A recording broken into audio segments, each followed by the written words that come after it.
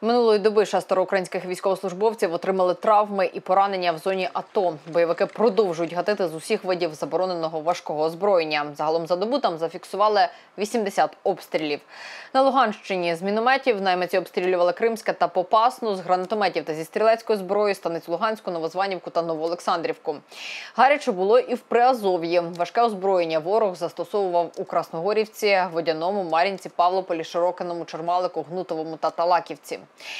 Напруженою залишається ситуація і на Донецькому напрямку. У Авдіївці та на околицях міста стало набагато спокійніше. Характер обстрілів епізодичний. З важкого озброєння бойовики застосовували лише міномети. При цьому було випущено близько 20 мін під час вранішнього обстрілу промзони. Далі впродовж доби противник порушував режим тиші в Авдіївці виключно за допомогою легкого озброєння.